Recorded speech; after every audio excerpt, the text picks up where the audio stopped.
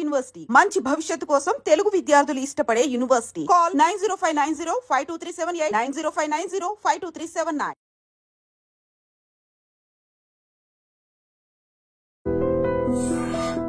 Hello and welcome to this candid conversation. కామాంధులు, సైకోలు ఒకప్పుడు ఎక్కడో ఉంటారు, 1000 మందిలో ఒకడు దొరికితే చాలా పెద్ద విషయం అనుకునేవారు. కానీ మన మధ్యనే మామూలు మనుషులుగా గౌరవనీయమైన వృత్తుల్లో ఉండే వ్యక్తులు కూడా ఇటువంటి సైకోలు, కామాంధులుగా మారుతున్నారా, లేదు మొదటి నుంచి వాళ్ళలో ఈ గుణాలు ఉన్నాయా? 2 ఇన్సిడెంట్స్ చెప్తాం మనం. ఒకటి, వైజాగ్లో ఒక టీచర్ వృత్తిలో ఉండే వ్యక్తి ఒక అమ్మాయిని దారుణంగా హింసించి కామాంధుడిగా ప్రవర్తించిన ఒక వైనంలో ఆ అమ్మాయి ఎంత నష్టపోయిందంటే చివరికి తన ప్రాణాలు తను తీసుకున్న పరిస్థితి. చాలా దారుణమైన సంఘటన. వివరాల్లోకి వెళ్ళబోతున్నాం కాసేపట్లో.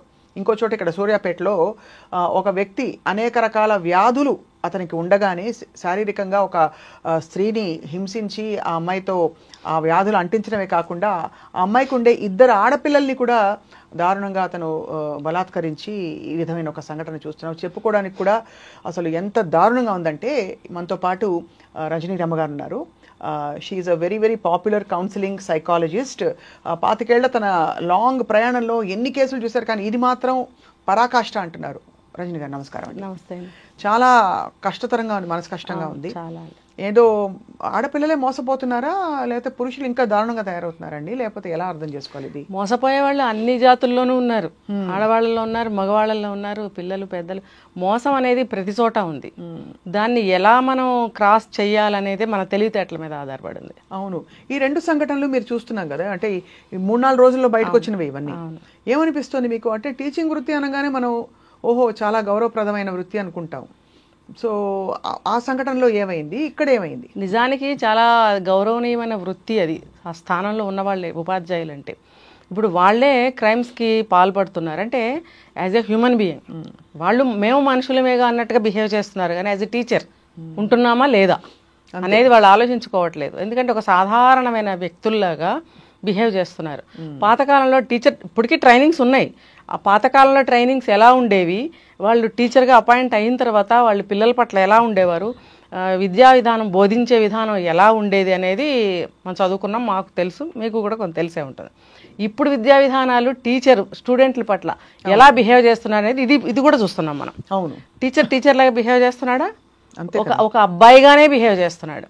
అంతే కదా. నేను ఇప్పుడు వరకు చూసిన కేసులు చాలా వరకు ఇప్పుడు ఈ రోజుల్లో టీచర్ అనేవాడు ఒక అబ్బాయిగానే బిహేవ్ చేస్తున్నాడు, కానీ ఒక టీచర్ లాగా, ఉపాధ్యాయుడిగా ప్రవర్తించడం లేదు, బాధ్యత లేకుండానే. ఒక పక్కన నుంచి ఈ విద్యా సంస్థల తరపున పోరాడేటువంటి పెద్దలు ఎవరైతే ఉన్నారో వాళ్ళు విద్యా విధానాలని మార్చాలి. ఒక ఉపాధ్యాయుడికి ముందు, ఒక డాక్టర్కి ముందు డాక్టర్ అని చెప్పి ఎలా పెడతారో గౌరవార్థము ఖచ్చితంగా ఇనిషియల్ లాగా, అలా ఒక టీచర్కి టీచర్ గారు అని పిలవడం కాదు, టీచర్ డిఆర్ లాగా టీఆర్ అని ఖచ్చితంగా పెట్టాలి అని ఒక కొత్త రూల్ని తీసుకొస్తున్నారు. దాన్ని పాస్ కూడా చేస్తారని అంటున్నారు.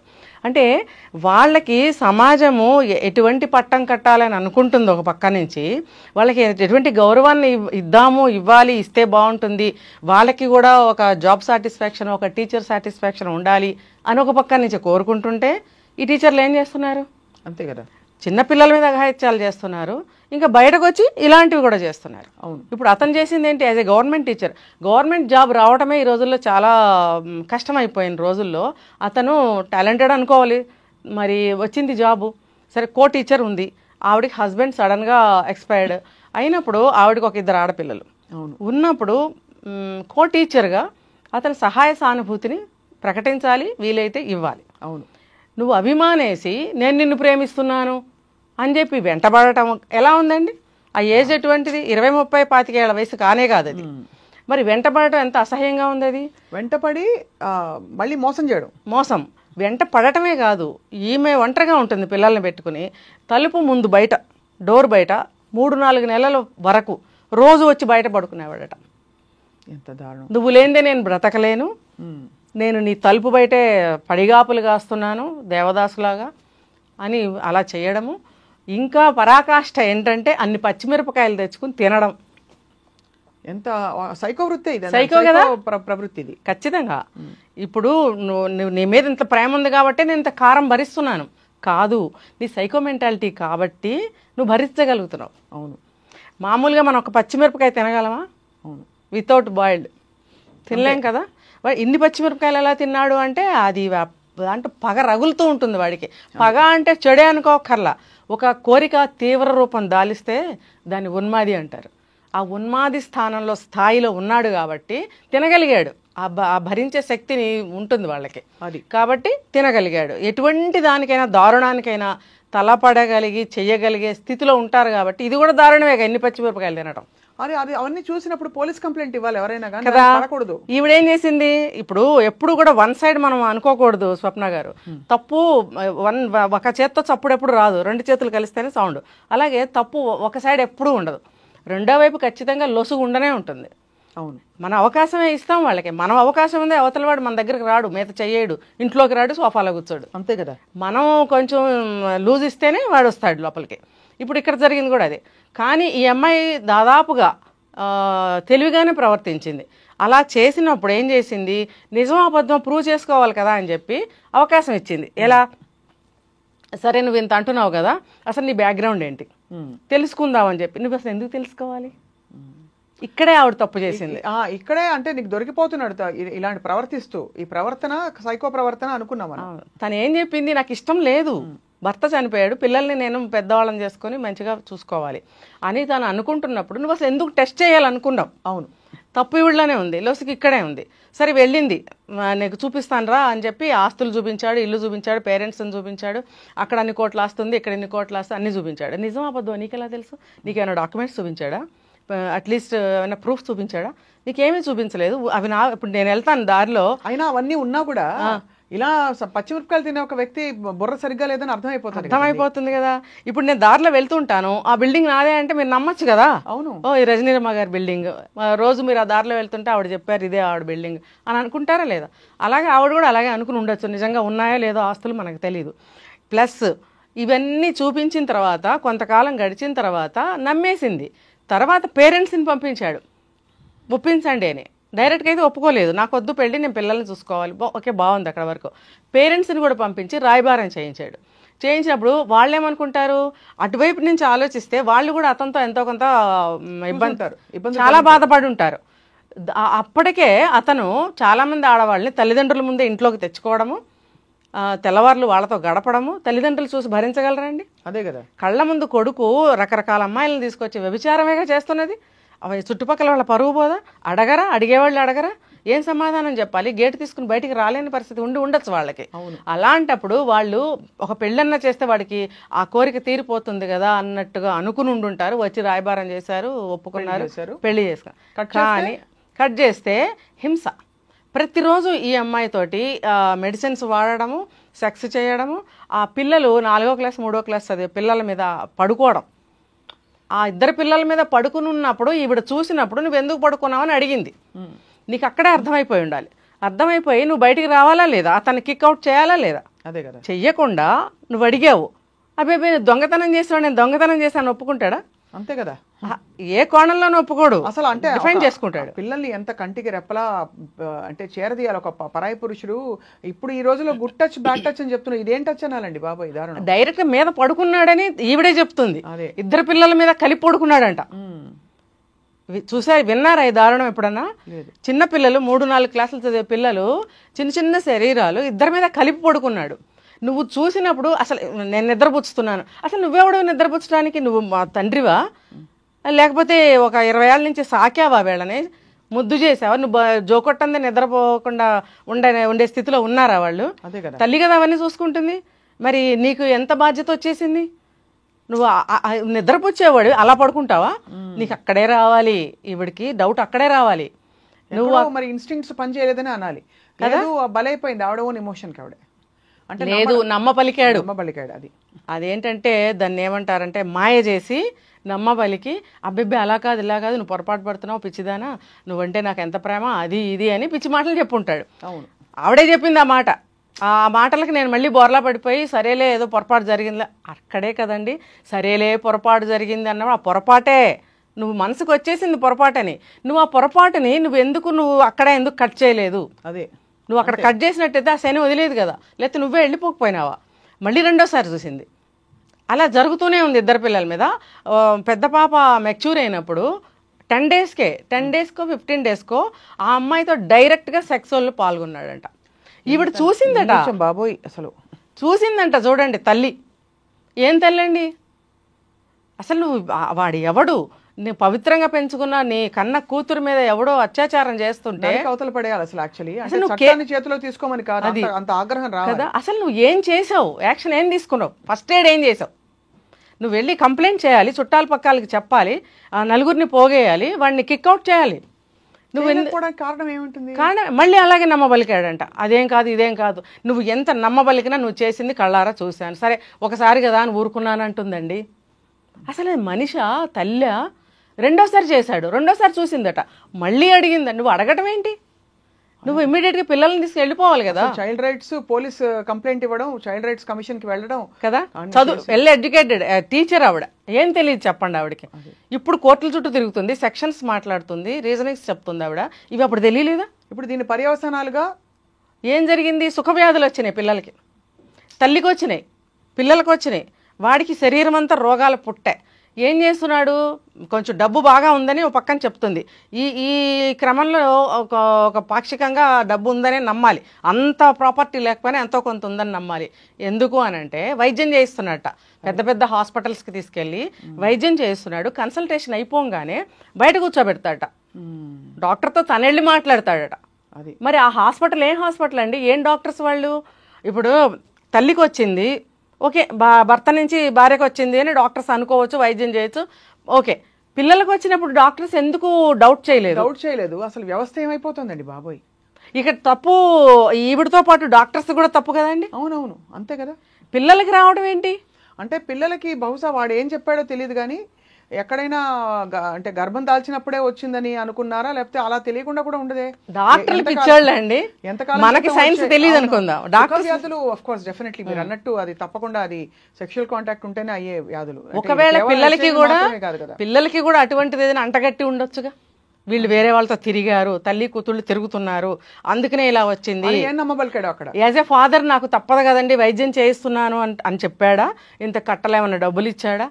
ఏది ఏమైనా మరి డాక్టర్స్ ఎందుకు ఊరుకున్నారో వాళ్ళకే తెలియదు. వాడు ఎక్కడ పోయాడా అని ఇప్పుడు అంటే వాడిని ఏం చేస్తే న్యాయం జరుగుతుంది? అసలు ఏ రకమైన శిక్ష వేయాలి చెప్పండి?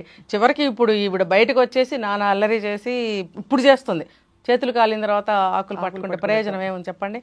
ఇప్పుడు నానా అవస్థలో పడుతుంది ఒంటరిగా, వాడు ఏటో పరారైపోయాడు. వాళ్ళ పేరెంట్స్ కూడా ఏం మాట్లాడతారు? ఇప్పుడు వాళ్ళని కూడా వేయాలండి. అవును, వాళ్ళని కూడా తప్పు వాళ్ళది కూడా ఉంది. అతను అలాంటి వాడని తెలిసి ఈ అమ్మాయిని రాయబారం చేయటం, ఇండైరెక్ట్ గానైనా సరే ఈ అమ్మాయిని హెచ్చరించాల, మేము ఏదో ఒక నిస్సహాయ స్థితిలో వచ్చామమ్మ నీ దగ్గరికి, ఇది పరిస్థితి, నువ్వు నిర్ణయించుకో అని ఒక మాట అనగలిగి ఉండాలి కదా. అంతే. ఇప్పుడు నిన్న ఒక తాతని చంపాడు ఒక మనవడు, బాగా కోటీశ్వర్ల బిడ్డ, జనార్దన్ రావు గారి మనవడు. తల్లిని కూడా కత్తిపోట్లు పొడిచినప్పుడు ఆవిడ ఏం చేసింది? ఇమ్మీడియట్గా 100కి ఫోన్ చేసింది ఆవిడ. క్రిమినల్ ఇంట్లో ఉన్నప్పుడు ప్రతి ఒక్కళ్ళు కూడా బాధ్యతతో మెలగాలి. ఇప్పుడు ఎంత దారుణంగా ఇప్పుడు 3 జీవితాలు నాశనం అయిపోయాయి కదండి. ఇప్పుడు ఆవిడ అదే ఏడుస్తుంది, నాకు దిక్కేంటి, ఈ రోగాలు ఎలా తగ్గుతాయి, ఆ పిల్లలకి పెళ్ళిళ్ళ తర్వాత సంగతి అది ఎప్పుడో. ప్రస్తుతం వాళ్ళ చదువులేంటి, ప్రస్తుత జీవితం ఏంటి? అసలు వాళ్ళు పిల్లలు అంటే ఏ వయసులో వాళ్ళకి శారీరకంగా పడ్డ గాయాలు ఓకే, మనసుకి ఎన్ని గాయాలు అయ్యి ఉంటాయండి? అసలు మనిషి మానవ సంబంధాల గురించి ఆ పిల్లలకి ఎలాంటి భావన కలుగుతుంది? ఇప్పుడు ఇంకా పైగా రోగాలు వచ్చాయి శరీరానికి, నెక్స్ట్ వాళ్ళ ఫ్యూచర్ ఏంటండి? అదే వాళ్ళ ఆ పిల్లల బ్రతుకులు ఏంటి చెప్పండి?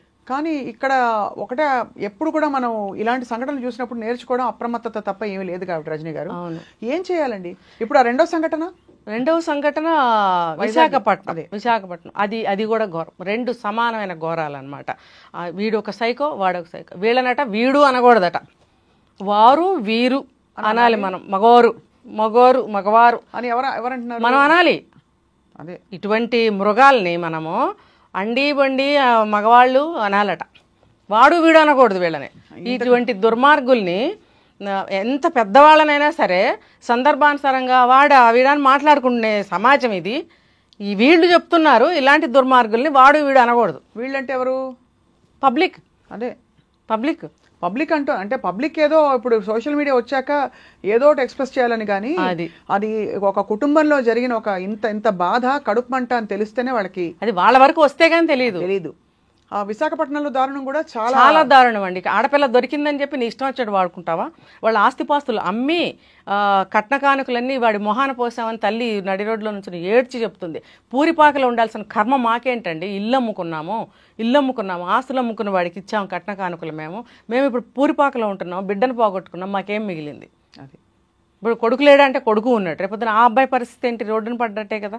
ఇల్లు వాకిలు లేదు, ఆస్తిపాస్తులు లేవు, ఉన్నదంతా పిల్ల బాగుండాలి అని చెప్పి ఇచ్చారు. ఏదో ఉన్నంతలోనే. అతను ఏ వృత్తిలో ఉన్నాడు? అతను ఏం జాబ్ చేస్తాడో మరి.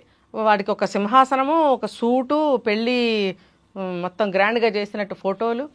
మనిషి వెళ్ళిపోయింది, కూతురే వెళ్ళిపోయింది కదా. అంతే, కూతురు వెళ్ళిపోయింది. ఇప్పుడు పెళ్ళైన రోజు నుంచి వాడు ప్రవర్తించే తీరు ఒక మృగాలైన వేళ పాళ ఇంత టైము ఇన్నిసార్లు అని ఉంటుంది వాటికి కూడా.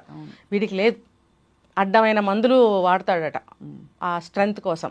మళ్ళీ 24 hours పోర్న్ వీడియోస్ చూసి ఆ స్టైల్లో చేయాలి, అంత టైం చేయాలి, ఇలా చేయాలి, అలా చేయాలి. హింసాకాండ అంతే, ఇంకా దానికి వేరే పేరు ఏమీ లేదు. అది మనిషా బొమ్మ లేకపోతే ఏంటి? అమ్మాయి ఇంత బెంబేలెత్తేయకుండా ఒక్కసారి గొంతెత్తి చెప్పింది, అక్కకి చెప్పిందట. తల్లికి చెప్పుకోలేక తోడబుట్టింది కదా, అక్కకి చెప్తే కొత్తగా పెళ్ళయింది, నీకు అలాగే ఉంటుంది, అడ్జస్ట్ అవ్వాలి, ఇప్పుడు నువ్వు ఇలా గొడవలు పెట్టుకుని వచ్చేస్తే ఇక్కడ అమ్మా నాన్నకి ఏముంది, ఎలా చూడగలరు నిన్ను, నువ్వు జాగ్రత్తగా నీ కాపురాన్ని నువ్వు కాపాడుకోవాలి అని చెప్పిందట.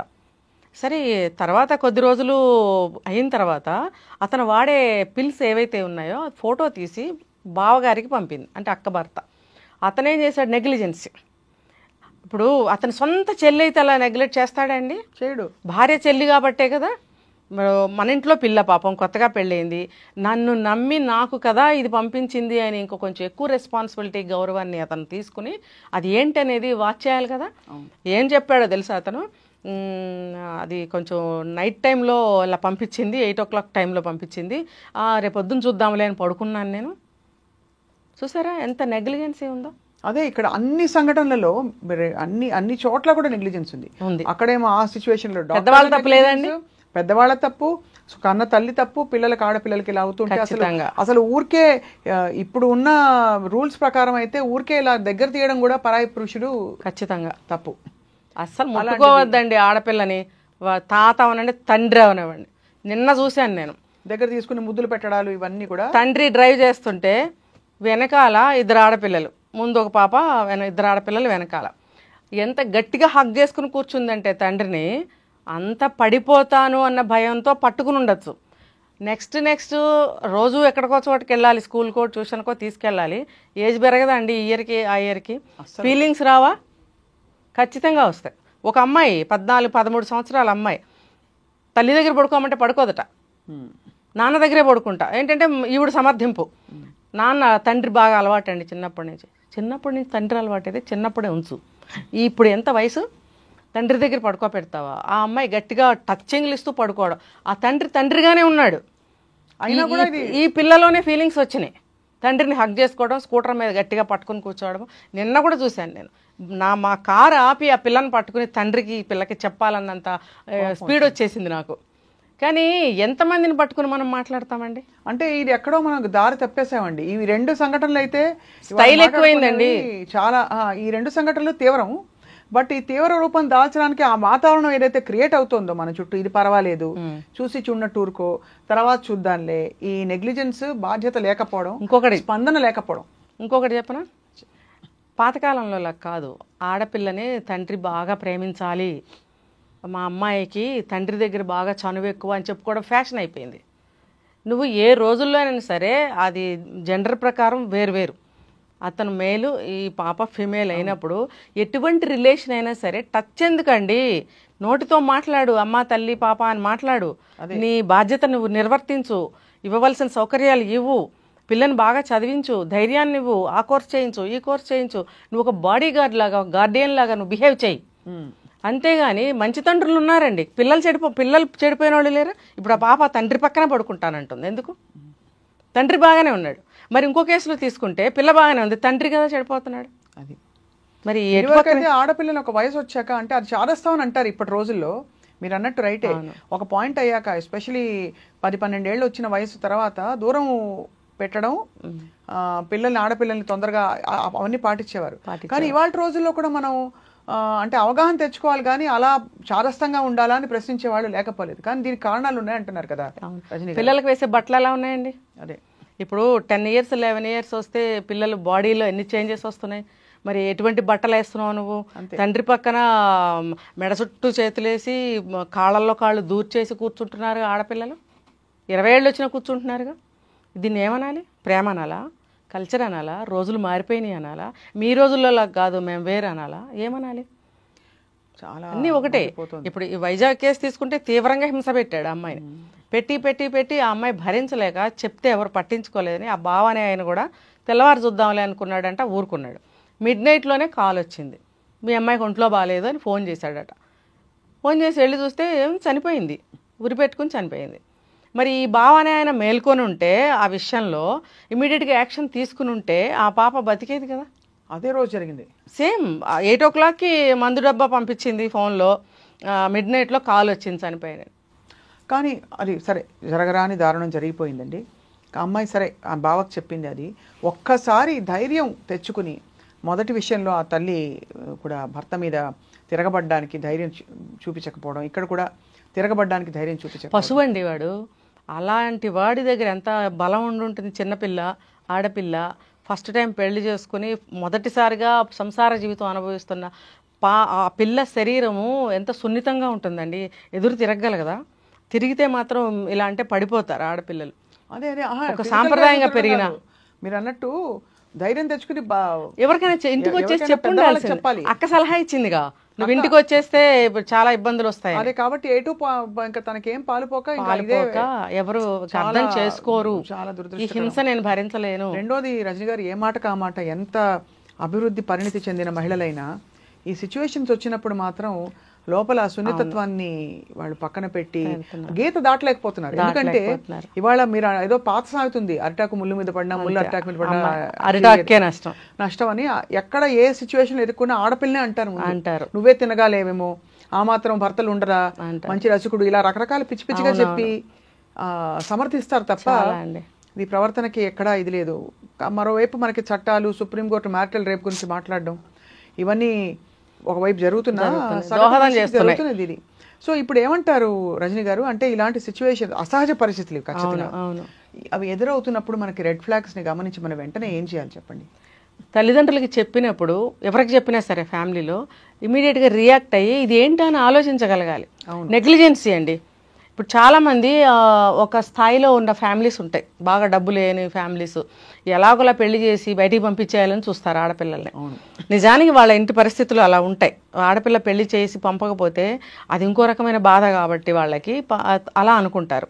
కానీ పెళ్లి చేసి పంపిన తర్వాత ఎప్పటికప్పుడు ఆ అమ్మాయి గురించి కనుక్కుంటూ ఉండాల్సిన బాధ్యత తల్లిదండ్రులకు ఉంది, సిబ్లింగ్స్కి కూడా ఉందండి. అంతే కదా. ఆ ఇంటి అల్లుడైనంత మాత్రాన అతను పరాయాడు కాదు కదా, అతనికి కూడా బాధ్యత ఉంటుంది. ఎవరైనా సరే ఫ్యామిలీ మెంబర్స్ అరే ఇలా చెప్పింది ఏమై ఉంటుంది అని చర్చించుకోవడం. అంటే తల్లిదండ్రుల తరఫు నుంచి తప్పు జరగకూడదు. మీరన్నట్టు ఈ అమ్మాయి కూడా అలాంటిది ఏమైనా ఉంటే బయటకు వచ్చేసి ఈ మినిమం చదువుకుంటున్నారుగా, 10th class చదివినా సరే ఈ రోజుల్లో మంచి జనరల్ నాలెడ్జ్ ఉంటుంది అందరికీ. అవును, నెట్ మన సెల్ ఫోన్ మొబైల్ యూజ్ చేయడం ప్రతి ఒక్కరికి వస్తుంది, అన్నీ తెలుసుకో. చదువు లేని వాళ్ళు కూడా మొబైల్ ఆపరేట్ చేస్తున్నారు బ్రహ్మాండంగా.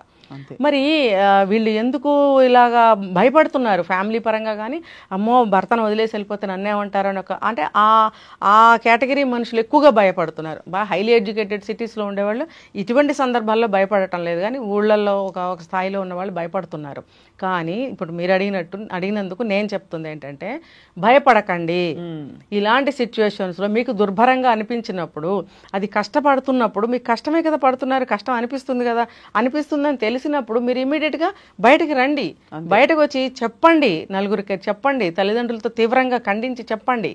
ఇంకా బోల్డెన్ అవకాశాలు ఉన్నాయి, షీ టీమ్స్ ఉన్నాయి, ఉమెన్స్ ప్రొటెక్షన్ సెల్స్ ఉన్నాయి, పోలీస్ స్టేషన్స్ చూడండి. ఈ సందర్భంగా నేను ఇది కూడా చెప్తున్నా, కేసు వెళ్ళి ఇలా అండి అని చెప్తే కేసు తీసుకోవట్లేదు, అంతే, ఫైల్ చేయటం లేదు, వినేసి వెళ్ళండి అమ్మా ఫ్యామిలీ మ్యాటర్స్ మీరే సెటిల్ చేసుకోండి అంటారు, దులిపేసుకుంటున్నారు.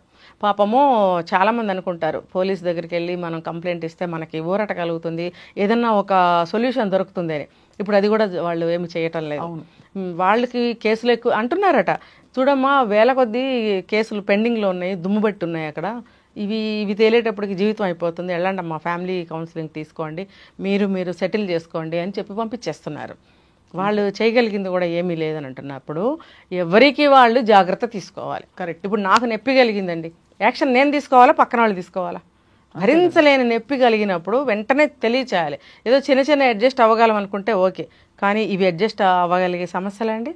ఇలాంటివి ఖచ్చితంగా ఎదిరించాలి. అటువంటి జీవితాన్ని వదులుకుని బయటకు వచ్చేయటమే మంచిది. దురదృష్టం ఏంటంటే ఈ రెండు కూడా ఇర్రివర్సిబుల్. చాలా, ఒకడికి ప్రాణం పోయింది, ఇంకొకడికి రోగాలు వచ్చి ఆ రోగాల నుంచి అసలు కోలుకోవడం అంటే ఎంత మెడిసిన్ వచ్చిందని అనుకున్నా స్పిరిట్ డిస్ట్రాయ్ అయిపోయినప్పుడు అండి ఇంకా మందులు వేసుకుని కోలుకుని జీవితం సాగదీయడం వెళ్ళదీయడం తప్ప మానవ సంబంధాల మీద నమ్మకాలు పోతాయి, ఆత్మ సంతోషంగా ఉండదు, శరీరం సుఖంగా ఉండదు. ఏమిటండి ఖచ్చితంగా పిల్లలు కూడా సైకోల్ లాగానే తయారవుతారండి. సక్రమంగా ఆలోచించలేదు. ఖచ్చితంగా ఇప్పించాలి, కానీ ఎంతకాలం పడుతుందో వాళ్ళు మళ్ళీ నార్మల్ అవ్వటానికి చూడండి. ఇప్పుడు ఆ తల్లి ఎంత కష్టపడాలో చూడండి, కోట్ల చుట్టూ తిరుగుతుంది. చాలా చాలా ఆలోచింపజేసే 2-3 విషయాలు చెప్పారు ఇవాళ. నాకు గుండె భారం అయిపోయిందండి విని అసలు నిన్నటి నుంచి నాకు సరిగ్గా లేదు మైండ్. నిజంగా నేను చాలా బాధపడిన కేసులు అంటే 2 ఎన్నో జరుగుతున్నాయి. ఇవి అసలు నాకు చాలా రేరెస్ట్ కేసుల్లాగా అనిపించినాయి. దారుణం అండి. అంటే కోల్కతా కేసు నుంచి మనం కోలుకో ముందే దాన్ని మించిన కేసులు చేస్తున్నారంటే ఎక్స్పర్ట్లు అయిపోయారా వీళ్ళు? అదే అర్థం కావట్లేదు. అంటే మన మధ్యనే ఉన్నారు వీళ్ళు, మన మధ్యనే భయానకమైన విషయం. ఎవరిని నమ్మాలన్నా భయంగా. సో బేసిక్ గా మనం ఏమి కన్క్లూడ్ చేయాలంటే, సరే ప్రొఫెషనల్ గా ఒక దీనిలో ఉన్నప్పుడు వేరు, కానీ ఎప్పుడైతే ఒక బంధంలోకి అడుగు పెడుతున్నామో ఒకటికి 10 సార్లు కాదు, ఒకటికి 100 సార్లు ఆలోచించి అన్ని రకాలుగా ఒక ఇన్నర్ గైడెన్స్ అంటారు చూడండి, దానికి స్పందన ఉంటేనే దాని పట్ల ఒక గౌరవం ఉంటేనే మనం వాటిలో ఊబిలో చిక్కుకుపోకుండా సరిపోతుంది. ముఖ్యంగా ఏంటంటే ఇప్పుడు ఈ టీచర్ కేసు, సూర్యాపేట కేసు తీసుకుంటే తనున్న పరిస్థితుల్లో చిన్నపిల్ల కాదు కదా, భర్త చనిపోయాడు, 2 ఆడపిల్లలు ఎదురుగా ఉన్నప్పుడు తన సిచ్యువేషన్ గురించి చాలా స్ట్రాంగ్గా నిర్ణయాలు తీసుకోవాలి ఆవిడ. ఇంత పాపం చాలా వరకు ట్రై చేసింది, కానీ పడిపోయింది ఆ ఊబిలో. ఇంకా ఆడపిల్లకి పెళ్లి చేసేటప్పుడు తల్లిదండ్రులు తొందర అసలు పడద్దండి. పెళ్ళి కాకపోయినా నష్టం లేదు అంటే ఎలాగోలా పంపించేద్దాం బయటికి అని పెళ్లి చేసేస్తున్నారు. చనిపోయింది, అమ్మయ్య మీ జీవితాలకి శని వదిలిపోయిందిగా, ఇప్పుడు ఆనందంగా ఉండండి. ఇంతే, ఇప్పుడు చెప్పుకోగలిగింది చెప్పాల్సింది ఇదే మిగులుతుంది. మరి మీరు ఎలాగోలా వదిలించుకోవాలనుకున్నారు, ఇలా వదిలించాడు దేవుడు. ఇప్పుడు బాగుందా? పిల్లనిచ్చేటప్పుడు ఆచి తూచి ఏ ఆస్తిపాస్తులు ఉన్నా లేకపోయినా మంచి మనసు గలవాడిని ఇచ్చి చేయండి. నమ్మకస్తుడు ఫస్ట్, నమ్మకస్తుడు. తెలిసిన సంబంధాలు చేసుకోండి. ఇవాళ రేపు ఎవరు దొరికితే వాళ్ళకి చేసేయడము, అది ఏ ఊరు సంబంధమైనా పర్వాలేదు, ఎక్కడ ఎంత దూరమైనా పర్వాలేదు, ఇచ్చి చేయటానికి సిద్ధపడుతున్నారు. మళ్ళీ ఇంకా లవ్ మ్యారేజెస్, ఈ ఎక్కడ ఎవరో ఒకరికి ఇచ్చేద్దాం అనుకున్నా లవ్ మ్యారేజ్లు చేసుకున్నా ఫెయిల్ అవుతున్నారండి. అవును. కాస్త తెలిసిన సంబంధాలు, నమ్మకంగా ఉన్న సంబంధాలు చేసుకుంటే కాస్త ఆడపిల్లలు దక్కుతారు. చాలా మరొక్కసారి సమాజం అంతా కూడా ఈ చూస్తున్న డాక్టర్లు కూడా ఈ ఎపిసోడ్ చూస్తుంటే వాళ్ళని చూసిన డాక్టర్లు ఒక్కసారి వాళ్ళకి నిజంగా ప్రక్షాళన జరగాలి. వాళ్ళ చాలా కలిచివేసే విషయాలు మాట్లాడుకున్నాము. ఇట్లాంటి కేసులు వచ్చినప్పుడు అండి డాక్టర్స్ కూడా ఇంట్రాగేషన్ చేయాలి పేషెంట్ని.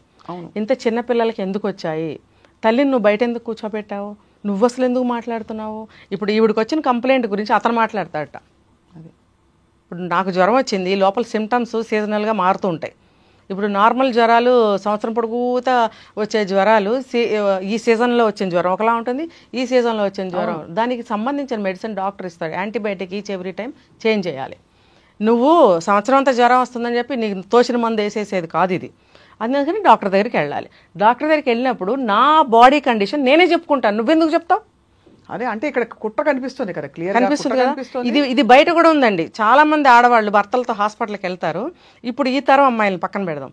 ఇంకా ఇంతవరకు చూసుకుంటూ వస్తే భార్యాభర్తలు హాస్పిటల్కి వెళ్తే భర్త మాట్లాడతాడు. పాత రోజులు అమ్మమ్మల కాలంలో తీసుకుంటే బయట వాళ్ళతో మాట్లాడటానికి సిగ్గు, అభిమానం, విడియం అడ్డం వచ్చి వాళ్ళు మాట్లాడేవారు కాదు. వెంట వెళ్ళిన భర్తలో కొడుకులో మాట్లాడేవారు, మా అమ్మగారికి ఇట్లా అండి, మా ఆవిడకి ఇట్లా అండి అని. ఇప్పుడు మరి తర్వాత కాలంలో వస్తే ఎవరి సమస్య వాళ్ళు చెప్పుకోగలిగిన స్థితిలో ఉండి కూడా ఆ భర్తలు ఎందుకు చెప్తారు? నా కంప్లైంట్ నేను చెప్పుకుంటాను బై డాక్టర్కి, నేనే చెప్పుకుంటాను, నువ్వు చెప్పొద్దు అని ఆడవాళ్ళు అనాలి. తర్వాత డాక్టర్ కూడా ఆమెను మాట్లాడినివ్వండి, ఆవిడని చెప్పనివ్వండి అని ఆవిడని అడగాలి.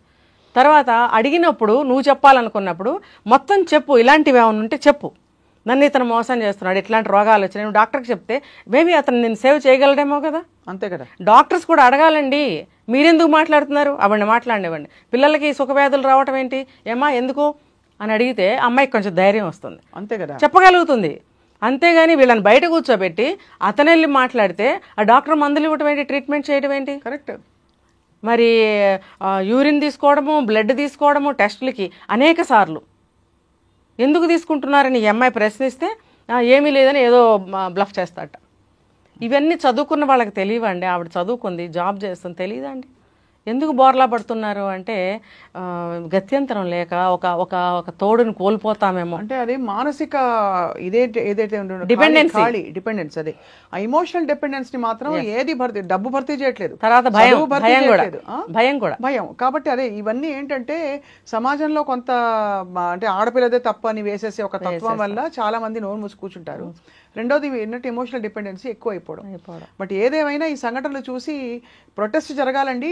నిజంగా తగిన శిక్ష పడకపోతే న్యాయ వ్యవస్థ మీద కూడా మనకి నమ్మకం. ఈ 2 కేసులు పర్టికులర్గా వీళ్ళకి వేసే శిక్షలు డిఫరెంట్గా ఉండాలండి.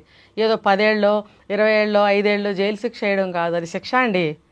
బయట ఎండ తగలకుండా, ఎవరి మాటలు పడకుండా, నేడుపట్టును పెట్టి చక్క 3 పూట్ల ఫుడ్ పెట్టి రెస్ట్ తీసుకొని అయినా, లేకపోతే ఏదో చిన్న చిన్న పనులు చెప్తారు. అది పెద్ద కష్టమా అలాంటి వాళ్ళకి? కానీ ఒకటి మీరు అన్నది రైటే, కానీ ఇలాంటి వ్యక్తులు తప్పించుకు తిరిగితే మళ్ళీ ఇంకొక అమ్మాయిని మోసం చేస్తారు. అదే బయట కూడా వదలొద్దు, జైల్లోనూ పెట్టకూడదు. వీళ్ళని ఏం చేయాలంటే ఒక చోటకి తీసుకెళ్ళాలి, ఎవ్వరూ మనిషి అనేవాడు కనపడని ప్లేస్కి తీసుకెళ్ళి కాళ్ళు చేతులు చెట్టుకు కట్టేసి కీకారణ్యంలో వదిలేసి రావాలి.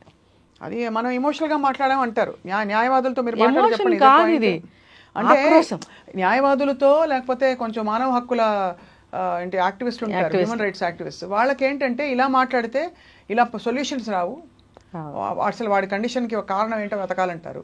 సరే ఏదేమైనా చాలా దురదృష్టకరమైన సంఘటనలు రజనీరమ్మ గారు. వాడి కండిషన్కి కారణం వెతకటానికి వాడు కావాలని క్రియేట్ చేసుకున్నాడు కదా కండిషన్ని. నువ్వు నార్మల్ మనిషివి, అబ్నార్మల్గా ఇంకా ఎక్స్ట్రా నీకు ఎందుకు కావాల్సి వస్తుందని నీకు అర్థం కావట్లేదా? అదొకటి. ఇది కుటుంబపరమైన ఒక సిచ్యువేషన్లో ఒక గౌరవనీయుడు, ఒక ఉపాధ్యాయుడు, ఒక ఉద్యోగస్తుడు అనే సిచ్యువేషన్లో మనం మాట్లాడుతున్నాం.